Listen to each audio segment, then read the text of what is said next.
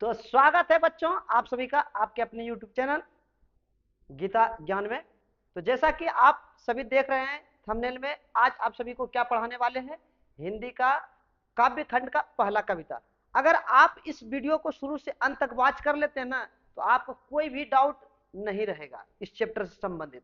एकदम ध्यान पूर्वक देखिए, कॉपी और पेन लेकर के बैठ जाइए और एकदम सुनते रहिए ध्यान पूर्वक से। कुछ भी इस चैप्टर से पूछ ले, कहीं से भी पूछ ले, सोते जगते आप एकदम चुटकियों में जवाब दे दीजिएगा बाबू, लेकिन वीडियो को शुरू से अंत तक देखना है तभी। तो चलिए वीडियो को स्टार्ट करते हैं। वीडियो को स्टार्ट करने से पहले सभी बच्चे जो है वीडियो को जो है ना शेयर कर दीजिए, क्योंकि आप जितने भी बच्चे हैं आप ही हमारे परिवार हैं। तो जब परिवार के कोई सदस्य कुछ कह दे तो उसका बात मानना चाहिए। तो चलिए वीडियो को स्टार्ट करते हैं। तो एकदम धमाके के साथ आज आपको जो है ना समझाते हैं। कौन सा कविता का नाम है, राम नाम बिना बिरथे जग ही जन्मा। दूसरा लाइन है, दूसरा पद है, जो नर दुख में दुख ना ही माने। तो एक एक लाइन बाय लाइन आपको भावार्थ बताएंगे, एकदम कुछ भी नहीं बाकी रहेगा कि आप एक भी शब्द ऐसा लग जाए बाबू कि ये नहीं समझ पाए। तो आप एकदम सिर्फ ध्यान पूर्वक देखते रहिए। चलिए पहले हम कविता के जो है कवि कौन है उनके बारे में जान लेते हैं। तो देखिए इस कविता के जो है कवि हम क्या बोले, राम नाम बिना बिरथे जग ही जन्मा। तो इनके कवि जो है ना हमारे गुरु नानक जी है। अब कहिएगा ये गुरु नानक आखिर थे कौन बाबू। देखिए गुरु नानक जो है ना हमारे सिख धर्म के, किस धर्म के, सिख धर्म के प्रवर्तक थे। किसका, ऑब्जेक्टिव में आएंगे बाबू कि सिख धर्म के प्रवर्तक। अब ये प्रवर्तक आखिर होता क्या है, प्रवर्तक मतलब होता है बाबू कि जो सिख धर्म को जो है ना शुरुआत की जिन्होंने, उन्हीं को कहते प्रवर्तक। मतलब शुरुआत करता जो थे कौन थे, गुरु नानक महाराज थे। अब देखिए इनका जन्म पूछ लेगा कि इनका जन्म बता दीजिए कहाँ हुआ था, तो एकदम एकदम एकदम याद कर लीजिए। इनका जन्म जो है ना तलवंडी में हुआ था। कहाँ हुआ था, तलवंडी में हुआ था। लिखिए कमेंट में कहाँ हुआ था, तलवंडी में। और फिर पूछ लेंगे तलवंडी आखिर पड़ता कहाँ है, लाहौर में पड़ता है। अरे वही पाकिस्तान, गद्दार पाकिस्तान, हमारा गद्दार पड़ोसी पाकिस्तान, वही पड़ता है लाहौर। लाहौर कहाँ है, पाकिस्तान में है। साथ ही जो है ना, आवाज कम। तो साथ ही जो बाबू इनसे पूछेंगे इनके पिताजी कौन थे, तो आपको क्या बताना है, कालू चंद खत्री। एकदम ध्यान सुनिए, कहानी पूरी तरह से कहानी की तरह से समझा देंगे। साथ ही साथ आपको सिर्फ बोर्ड को नहीं देखना है, हमारा ध्वनि सुनना है बाबू एकदम से, फिर कविता को भी बताएंगे। तो इनका पिताजी कौन थे, कालू चंद खत्री। कौन थे, कालू चंद खत्री। अब कहिएगा इनका जन्म कहाँ हुआ था, आप तो बोल दिए तलवंडी। जहां जन्म हुआ था ना, इनके जन्म स्थान को जो है ना नान काना के नाम से जानते हैं। किस नाम से, नान काना के नाम से प्रसिद्ध है, नान काना साहब। किस नाम से, चलिए हम लिख देते हैं बाबू, आप टेंशन मत लीजिए, हम लिख देते हैं। कौन से नाम से, नान काना, ठीक है, नान काना के नाम से प्रसिद्ध है। किनका जन्म स्थान, गुरु नानक महाराज का। किनका, गुरु नानक महाराज। चलिए गुरु नानक जी का फोटो बना देते, थोड़ा सा हंसने वाला कॉमेडी बना। देखिए ये है हमारा फिगर, देखिए बाबू ये है हमारा फिगर, ये हमारा फिगर है, मतलब गुरु नानक महाराज का, मतलब हम बना रहे हैं। कौन बना रहे हैं, हम। चलिए बना रहे हैं, आप हंसिएगा थोड़ा। देखिए कैसे, देखिए ये है गुरु नानक महाराज। कौन है, अरे ये है गुरु नानक महाराज। कौन है, ये है आपके गुरु नानक महाराज। कौन है, गुरु नानक महाराज। चलिए इसके लंबे लंबे बाल दे देते हैं, क्योंकि पुराने जमाने के हैं ना, तो आप जानते हैं। अब लड़की मत समझ लेना बाबू, देखिए साधु महात्मा का बाल बड़ा बड़ा होता है, आप जानते ही है। तो दाढ़ी भी दे सकते हैं आप, छोटे छोटे दाढ़ी भी दे सकते हैं, यहाँ पे है ना संत महात्मा है ना, तो इनके दाढ़ी भी दे सकते। इनका नाम क्या है, गुरु नानक। क्या नाम है, गुरु, गुरु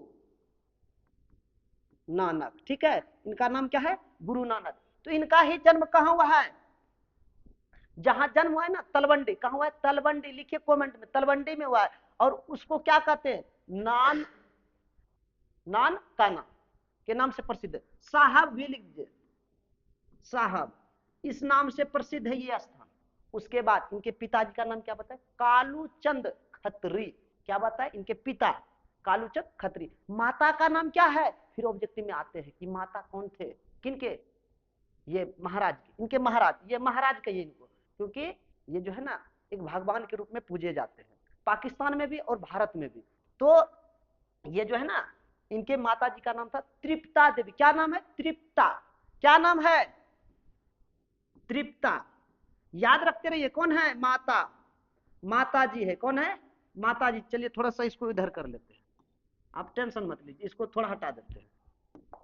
माता जी, माता जी कौन है, किनके माता जी, इन्हीं के माता जी। माता जी कौन है, तृप्ता देवी। कौन है, तृप्ता देवी। उसके बाद फिर पूछेंगे पिता कौन थे, कालूचंद। कौन थे, पिता। पिता कौन थे, पिताजी कौन है, कालू चंद खत्री, कालूचंद खत्री। उसके बाद फिर पूछेंगे ये जो है ना किस के भक्त थे, किसके भक्त थे। अब भक्त मतलब ये किनके गुणगान करते थे, राम के। किनके, राम के। ऑब्जेक्टिव में आएंगे तो आप क्या मारिएगा, ये किनके भक्त थे, राम के। किनके भक्त थे, राम भक्ति धारा, राम भक्ति धारा के कवि थे।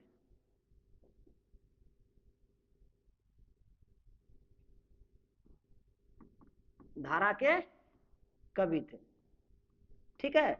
ऑब्जेक्टिव में आएंगे किनके कवि थे। देखिए फोटो हम क्यों बनाए बाबू, देखिए इनसे सब रिलेटेड आपको बता देंगे। ये किनके भक्त थे, राम भक्ति धारा के कवि थे, अर्थात राम के जो है ना ये भक्त थे। आगे फिर इनसे पूछेंगे, इन्हीं से संबंधित, इन्होंने जो है ना हिंदू और मुसलमान, कौन से, हिंदू और मुसलमान धर्म के बारे में जो है ना दोनों के समानता पर बल दिया। समानता समझते हैं, हिंदू धर्म को ही उतना ही मानते थे और मुस्लिम धर्म को भी उतना ही ये इनके अंदर श्रद्धा थे। तो आपसे पूछेंगे कौन कवि हिंदू धर्म और मुस्लिम धर्म के जो है उपासना पर विशेष रूप से बल दिए, बराबर रूप से एक समान। तो आप क्या बोलिएगा, गुरु नानक। किस धर्म, हिंदू, हिंदू और मुसलमान, दोनों, हिंदू और मुसलमान दोनों।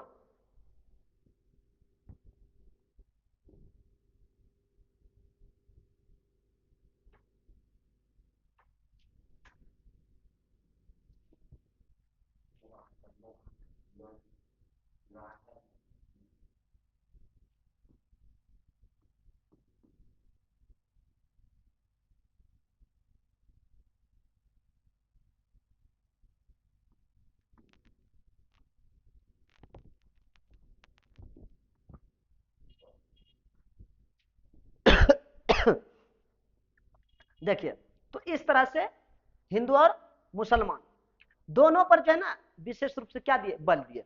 उसके बाद के उससे इससे संबंधित क्या पूछे, इन्होंने जो है ना अपने समय में, इनके शासन काल में, या शासन काल नहीं कहिए, इनके समय में जो है ना जो शासक थे, शासक समझते हैं, जो राजा हुआ करते थे वो बाबर थे। कौन थे, बाबर।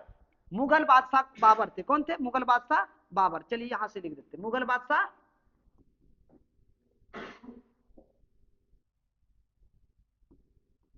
मुगल बादशाह बाबर। कौन थे, मुगल बादशाह बाबर।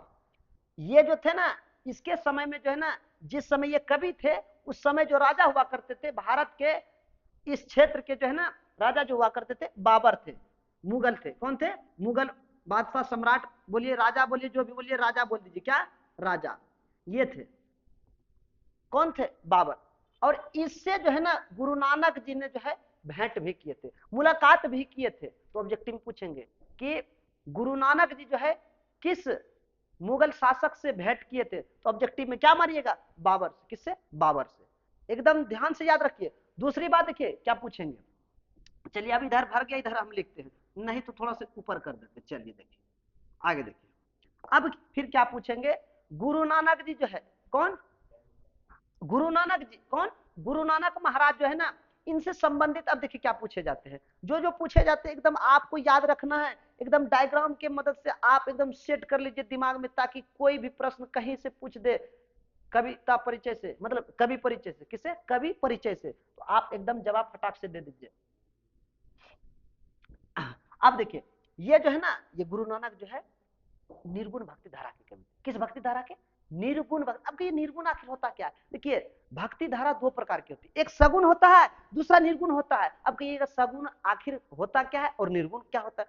आप गाना सुनते होंगे जो मरनी में बजते, मरनी मतलब जब कोई व्यक्ति मर जाते हैं तो उस स्थिति में जो है जो गाने बजते हैं भक्ति वाले सॉन्ग, तो उसको कहते हैं निर्गुण भक्ति धारा। जैसे आप सुने होंगे, जीते भी लकड़ी मरते भी लकड़ी, देख तमाशा लकड़ी का, ये गाना आप सुने होंगे। तो वो जो गाना बजते हैं या फिर अन्य कई प्रकार के गाना आप सुने होंगे तो श्राद्ध समय बजते हैं, तो उनको हम कहते हैं निर्गुण भक्ति। तो उसी प्रकार के ये जो है ना पूजा पाठ धर्म ये सब पर बल नहीं देते थे, ये भक्ति करते थे लेकिन अंतर आत्मा से, दिखावा नहीं करते थे। इनको पूजा पाठ में विश्वास नहीं थे, ये कर्म कांड पर विश्वास नहीं रखते थे, ये जो है ना अपने आत्मा के मन की सुनते थे।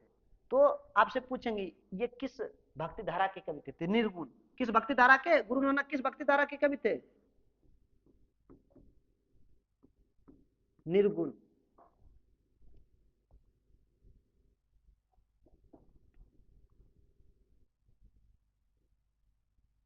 किस भक्ति धारा के कवि थे?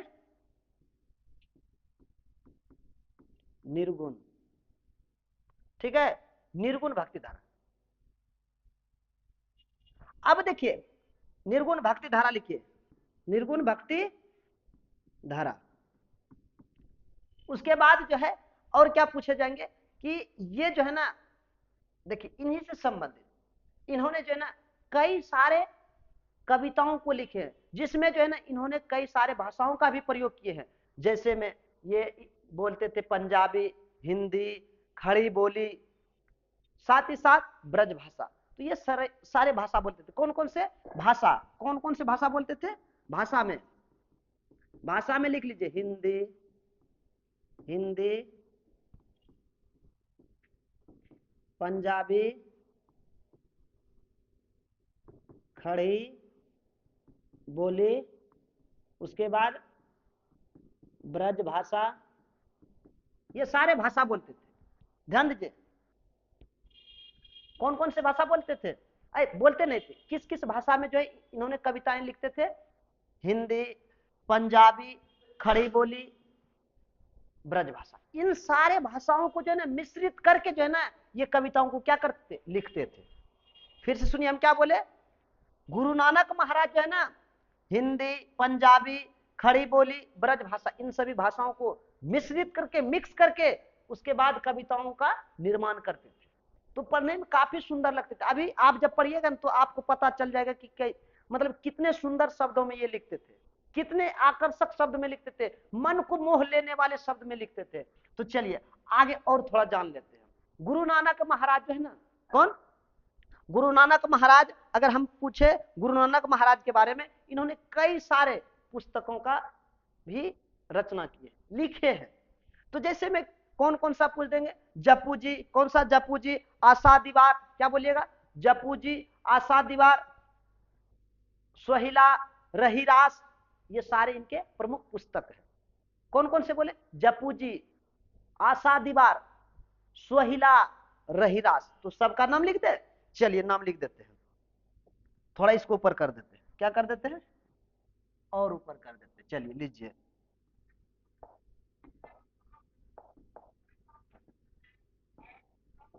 लिखे।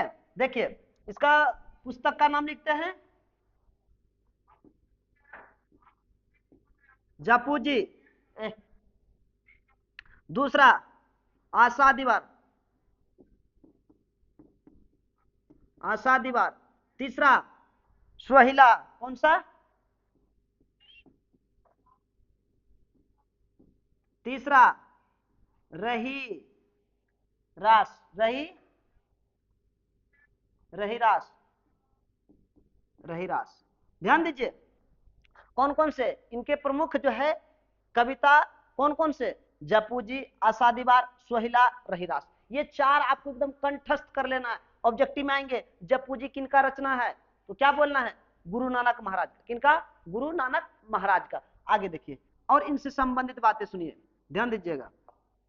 इनसे संबंधित बातें अगर आपसे पूछ ले, गुरु नानक ने जितने भी कविता, कहानी या फिर जो जो चीज लिखे उन सभी को एकत्रित करके एक करके, बात समझ रहे हैं हम क्या कहना चाह रहे हैं। गुरु नानक महाराज ने जो है जितने अपने जीवन काल में जो है ना पुस्तक, कविताएं या उपन्यास जो जो चीज लिखे थे उन सभी को एकत्रित करके संग्रह करके जो है ना इनके ही शिष्य, कौन, इनके ही शिष्य जो है जिनका नाम था गुरु अर्जुन देव। क्या नाम थे?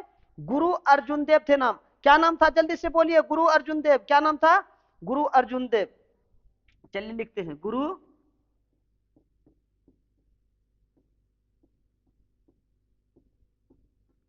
अर्जुन देव। ठीक है, गुरु अर्जुन देव थे। कौन थे? गुरु अर्जुन देव थे। तो इन्होंने जो है इन्होंने क्या किए, उनको एक कर दिए। जितने भी अपने जीवन काल में गुरु नानक ने कविता, कहानी, उपन्यास सब लिखे उन सब को जो है ना संग्रहित कर दिया। संग्रहित समझते हैं? एकत्र किए। और एकत्र करके जो है ना इन्होंने 1600 ईस्वी में, ध्यान दीजिएगा कब हम बोल रहे हैं, 1600 ईस्वी में जो है ना इन्होंने 1604 ईस्वी में इन्होंने उनको प्रकाशित कर दिया। और किस नाम से? गुरु ग्रंथ साहब। किस नाम से? गुरु ग्रंथ साहब के नाम से। ऑब्जेक्टिव में आते हैं, गुरु ग्रंथ साहिब के नाम से। किससे? गुरु ग्रंथ साहिब। एकदम ध्यान से सुनिए, गुरु ग्रंथ साहिब कितना में? 1604 में। किस नाम से? गुरु ग्रंथ साहिब। तो चलिए हम यहां पे लिख देते हैं, किस नाम से? गुरु ग्रंथ साहिब। ठीक है, किस नाम से? गुरु ग्रंथ साहिब। इस नाम से जो है ना इन्होंने प्रकाशित किया। किसने? गुरु अर्जुन देव ने इस नाम से जो है ना इनको प्रकाशित किया और इसी नाम से प्रसिद्ध हुआ। तो आपसे ऑब्जेक्टिव में पूछे जाएंगे कि गुरु अर्जुन देव ने कौन सी पुस्तक की जो है ना, या गुरु अर्जुन देव के द्वारा संग्रहित पुस्तक का नाम क्या है? तो क्या बोलिएगा? गुरु ग्रंथ साहब, गुरु ग्रंथ साहिब। कब प्रकाशित किए? 1604 में। किसने? गुरु अर्जुन देव ने। ये सारे जो है गुरु ग्रंथ साहब में जितने भी पुस्तकों को लिया गया है, किनके पुस्तक थे? तो किनके थे? गुरु नानक जी। किनके? गुरु नानक महाराज के। इतना समझ में आ गया। अब देखिए इनका निधन जो है, इनका निधन जो है, ध्यान दीजिएगा बाबू, इनका निधन जो है ना, इनका निधन 1539 में हो गया। कितना में? 1539 ईस्वी में ये चल बसे थे। कितना में चल बसे थे? जल्दी से कमेंट कीजिए। 1539 में। और इन्होंने क्या कहा लास्ट में? क्या कहे मरते समय? देखिए आप जैसे मरते हैं या फिर कष्ट होता है, दुख, मरते समय कैसे बोलिएगा, लेकिन ये बोले थे अंतिम क्षण में।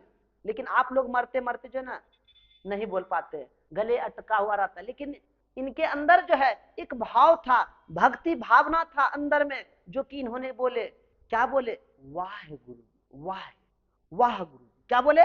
वाह, वाह गुरु। क्या बोले? वाह गुरु। देखिए इन्होंने अपने अंतिम क्षण में जब मरने की स्थिति में थे, उस स्थिति में भी इन्होंने अपने मुख से क्या निकाले? वाह गुरु। इन्होंने बोले। किसने? गुरु नानक महाराज ने। आप देखिए मरते समय आपके गले तो बैठ जाते हैं, चम्मच चम्मच पानी पीते रहते हैं।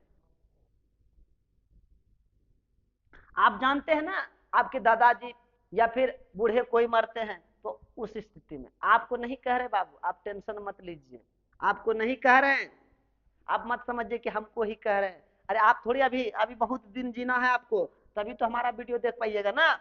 चलिए देखिए, तो इन्होंने क्या बोले? वाह गुरु जी। ये कह करके ये अंतिम क्षण में चल बसे। कब? 1539 में। ठीक है, चलिए आगे देखिए। अब बार बार कह रहे थे, आप नहीं समझिएगा, आपको नहीं कह रहे, टेंशन नहीं लेना है। चलिए देखिए आगे देखिए, इन्होंने जो है ना अपने पद, अब देखिए इन्होंने 2 पद आपके क्लास 10th में लिखे। कितने पद? 2 पद। और प्रथम पद में जो है ना इन्होंने भक्ति और भावना, भक्त और भगवान के बीच जो भक्ति होना चाहिए किस प्रकार का होना चाहिए, तो उसको बताए। किसको बताएं? भक्त और भगवान के बीच जो है ना संबंध जो होना चाहिए किस तरह का होना चाहिए। ये नहीं कि पूजा पाठ अर्चना, वो नहीं। भक्त और भगवान के बीच आत्मा का मेल होना चाहिए। ऐसी भावनाओं को व्यक्त किए हैं किसने? गुरु नानक ने। किसमें?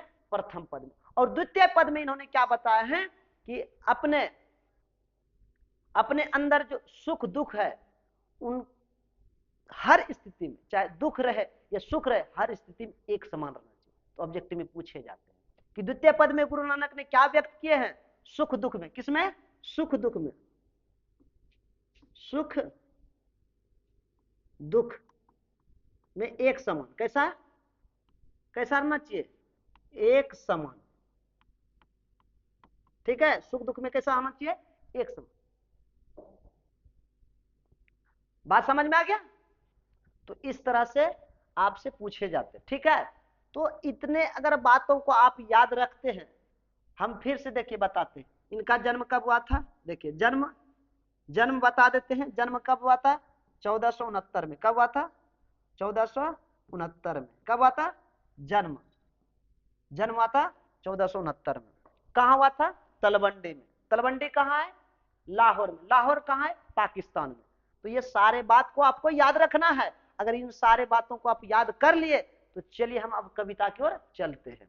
बताइए इतने दूर तक में कोई दिक्कत है बबुआ, बताइए जल्दी से, नहीं है ना।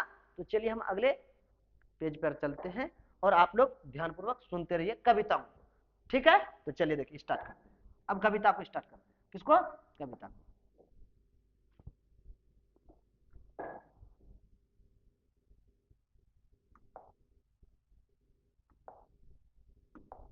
चलिए देखिए बाबू, यहाँ पे है आपका कविता। देखिए चलिए कविता को लाइन बाय लाइन आपको समझाते हैं और ध्यानपूर्वक सुनते रहिए। देखिए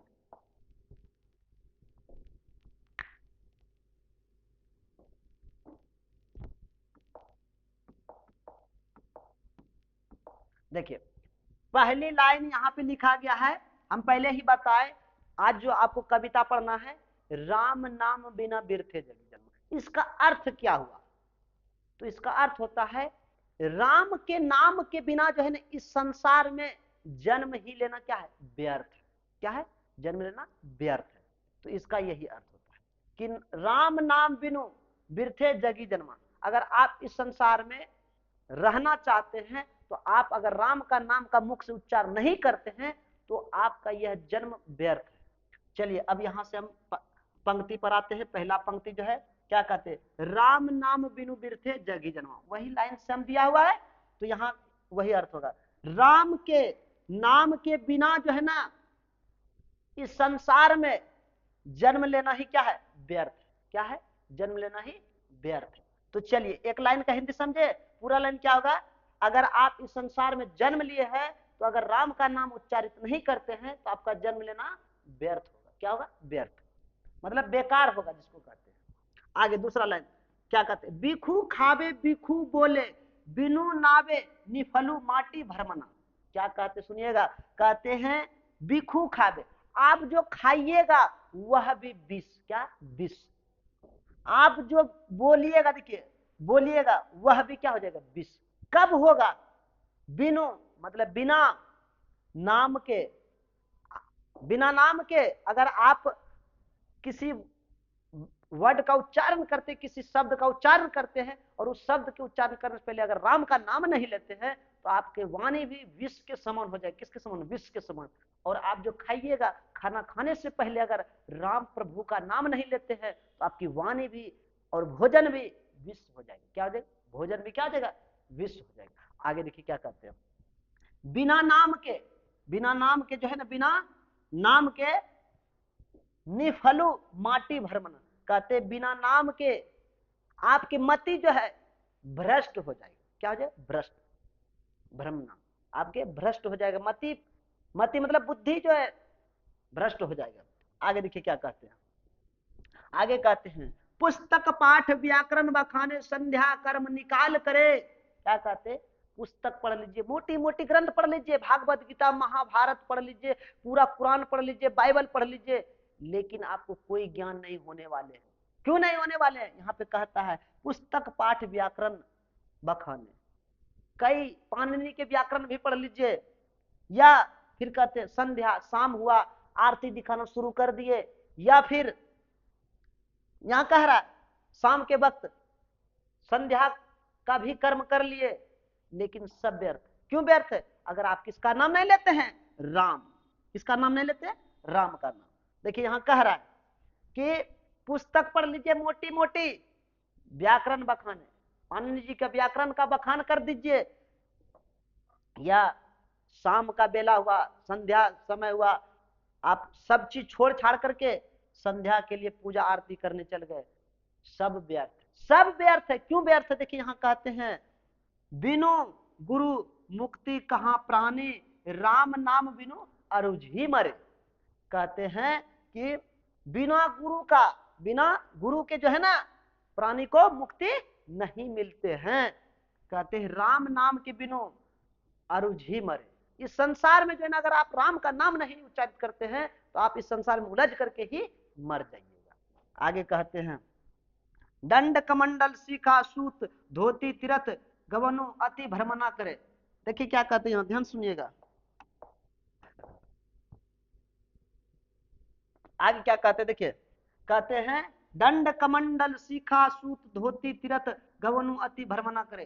कहते हैं आप डंडा ले लीजिए, डंडा, डंडा समझते हैं ना, आप देखते होंगे साधु महात्मा को डंडा ले लेते हैं, एक कमंडल ले लेते हैं और विभूति लगा लेते हैं। कहते डंडा कमंडल सीख, सीख मतलब चोटी बढ़ा लीजिए, सूत मतलब जनेऊ पहन लीजिए, धोती पहन लीजिए और हर तीर्थ यात्रा करते रहिए, सब व्यर्थ हो जाएगा। आपका चोटी बढ़ाना, जनेऊ पहनना, धोती पहनना या डंडा धारण करना, कमंडल धारण करना, सब व्यर्थ हो जाएगा। आप कितनों घूम लीजिए, हर तीर्थ यात्रा कर लीजिए, वैष्णो मंदिर, केदारनाथ मंदिर, देवघर मंदिर, हर सब जगह घूम लीजिए, सब आपका व्यर्थ हो जाएगा।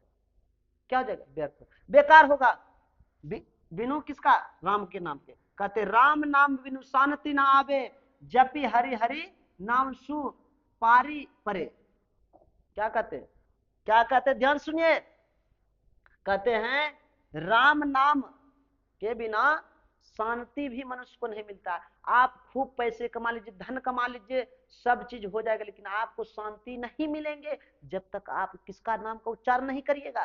राम के नाम। और कहते हैं जो राम का नाम उच्चारित करते हैं, कहते हैं जपी हरि हरि नाम, जो हरि हरि नाम जपते हैं, सुपरि परे, वह जो है ना सुख संपत्ति से परिपूर्ण हो जाते हैं। बात समझ में आया? चलिए आगे बढ़ते हैं। कहते हैं जटा मुकुट तन भस्म लगाई, वसन छोड़ी तन नगन भय। कहते हैं जटा बना लीजिए, एकदम देखते हैं साधु महात्मा को एकदम जट्टा बना लेता है, पूरा ऐसे भोलेनाथ की तरह जट्टा बना लेते हैं। साथ ही कहते हैं मुकुट पहन, उसको मुकुट बना करके ऐसे बना लेते हैं, देखते हैं ना जट्टा बना करके। कहते तन में, शरीर में भस्म राख लगा लेता है, देखते हैं यहाँ यहाँ यहाँ यहाँ यहाँ सगर लगा लेते हैं। और वसन कपड़े छोड़ देते हैं। आप नंगा बाबा भी देखे होंगे, काशी कभी गए होंगे घूमने, वहां देखे होंगे। कहते हैं छोड़ी तन नगन भय, कपड़े छोड़ करके नंगे हो जाते। सब व्यर्थ है अगर आप किसका नाम नहीं लेते? राम प्रभु का। कह रहे हैं जटा बना करके उसका मुकुट बना लीजिए, तन में भस्म लगा लीजिए, राख लगा लीजिए, या फिर कपड़ा को त्याग दीजिए, नंगे हो जाइए, सब व्यर्थ है। किसके नाम के बिना? राम के नाम के बिना। आगे देखिए क्या कहते हैं। कहते हैं जेते जी, जेते जिया, जंत जल थल महियल, जंत्र तंत्र तो सरब जिया। कहते हैं जितना जीना है जी लीजिए। क्या कहते हैं? जीव बन के, जंतु प्राणी बन करके, जल में, थल में, महियल में, हर जगह जी लीजिए, जितना जीना, जत्र तत्र जितना जीना है, सरब जिया, जितने बरस जीना है, जितने अरबों खरबों बरस जी लीजिए, सब व्यर्थ है। हर जीवन आपका व्यर्थ हो जाएगा, चाहे आप किसी भी जीव में जन्म लिए, जंतु में, पशु में, प्राणी में, सब आपका व्यर्थ हो जाएगा। आगे कहते देखिए क्या आगे कहते, गुरु प्रसादी रख ले जन को, हरिरस नानक झोली पिया। कहते हैं हे भक्तगण, गुरु नानक कहते हैं जिस प्रकार गुरु नानक जी जो है झोली को फैला करके, अपने आंचल को फैला करके जो है ना गुरु के रस को पी लिया, मतलब गुरु की भक्ति में इतना लीन हो गए कि वह जो है ना गुरु के सारे रस को प्राप्त कर लिए, गुणों को अपने अंदर समाहित कर लिए। ठीक उसी प्रकार से आप भी जो है ना गुरु नानक की तरह ही हरि के रस को पी लीजिए घोर करके। मतलब कहने का मतलब उनके भक्ति में लीन हो जाइए, गुणगान करिए। पूजा पाठ अर्चना नहीं कह रहे हैं, फूल पत्ती धूप बत्ती नहीं कह रहे हैं वो। चलिए ये तो था प्रथम पद। द्वितीय पद को अब देखते हैं। देखिए द्वितीय पद, द्वितीय पद में क्या कह रहा है देखिए, तो कहते हैं जो नर, क्या कह रहे हैं, जो नर दुख में दुख नहीं माने, कहते हैं जो मनुष्य जो है ना, जो पुरुष दुख को दुख नहीं समझे, सुख को सुख नहीं समझे। आगे कहते हैं, यहां भी तो वही है, कहते सुख सने और भय नाही जाके कंचन माटी जाने। कहते सुख, सुख से कोई बहस नहीं जिसको है, सुख से कोई मतलब नहीं, स्नेह प्रेम से भी, साथ ही साथ कहते अरु, और जिनके अंदर भय नहीं हो, ना ही जाके, जिनके अंदर भय का भी कोई स्थान नहीं हो, कहते हैं जो, देखिए जाके मतलब जो, कंचन मतलब सोना को भी क्या समझे, माटी जाने, माटी समझे, वैसे व्यक्ति ही इस संसार से पार हो सकते, गुरु के शरण में जा सकते। आगे कहते हैं ना ही निंदा ना ही स्तुति जाके लोभ मोह अभिमान।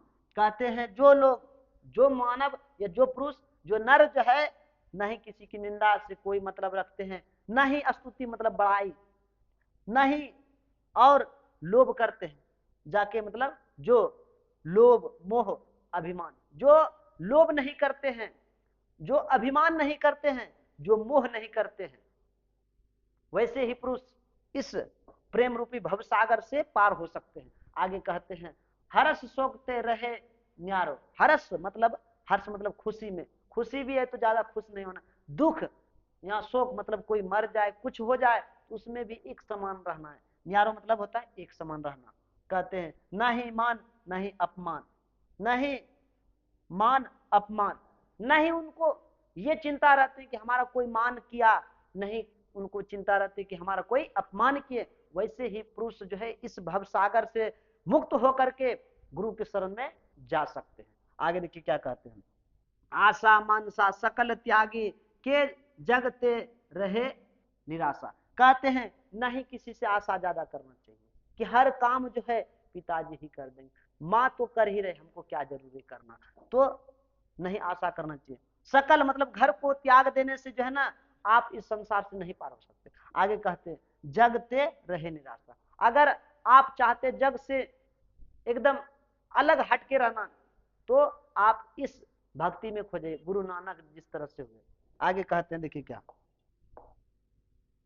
आगे कहते देखिए क्या कहते, काम क्रोध जही पर से नाही ते ही घट ब्रह्मा निवास। कहते हैं जो कामना नहीं करते हैं कि सारा दुनिया का संपत्ति हमें ही हो जाए, क्रोध नहीं करते हैं, गुस्सा नहीं होते हैं, कहते हैं जही, वही उसी मनुष्य, उसी पुरुष या उसी नर के जो है ना हृदय में, उसी मानव या मनुष्य के हृदय में जो है ना ब्रह्मा का निवास होता है। किसका? ब्रह्मा जी का निवास होता है। आगे कहते हैं गुरु कृपा जही नर पे किही तिही या जुगती पिछानी। कहते हैं जिस पर जो है ना गुरु की कृपा हो जाते हैं ना, तीनों लोगों को छोड़ करके प्रभु के शरण में चले जाते हैं। मतलब तीनों युग को, तीनों लोगों को पीछे छोड़ करके प्रभु के शरण में चले जाते हैं। यहां देखिए कह रहा है गुरु कृपा, जिस पर प्रभु का कृपा हो जाए, भगवान की कृपा हो जाए, वह नर मतलब वह पुरुष जो है तीनों लोगों को त्याग करके प्रभु के शरण में चले जाते हैं। आगे कहते हैं नानक लीन भयो गोविंदा सो सो जो पानी संग पानी। कहते हैं जिस प्रकार गुरु नानक जी भक्ति में लीन हो गए, ठीक उसी प्रकार से आप भी गुरु नानक की तरह भक्ति में लीन हो जाइए। किस तरह से? जिस तरह से जो संग पानी कहने का मतलब जिस प्रकार से दूध में पानी मिला देते हैं, दूध भी, पानी भी क्या बन जाते, दूध, पता नहीं चलता, ठीक उसी प्रकार से आप भी भक्ति में इतना खो जाइए कि भगवान का नाम नहीं बोलने के बजाय आपके नाम बोले। तो अभी देखिए गुरु नानक को पूजे जाते हैं कि नहीं, भक्ति में लीन हुए तभी ना। तो क्या बच्चों इतना जो बताए आपको, ये कविता क्या समझ में नहीं आए? अगर नहीं आए तो कमेंट करके बताइए हमको कौन से लाइन नहीं समझ में आया। अगर वीडियो पसंद आया तो सभी बच्चे इस चैनल को सब्सक्राइब कर लीजिए, गीता ज्ञान चैनल को। तो उम्मीद करते हैं बच्चों आपको समझ में आ गया। अगर वीडियो पसंद आए तो सभी बच्चों में भी शेयर कर दीजिए और वीडियो को लाइक कर दीजिएगा और चैनल को सब्सक्राइब करके बेल आइकन घंटी को ऑन कर लीजिएगा, ताकि हर दिन जैसे ही वीडियो डाले सबसे पहले आप तक नोटिफिकेशन पहुंच सके। तो चलिए बच्चों नेक्स्ट वीडियो मिलते हैं। जय हिंद, वंदे मातरम।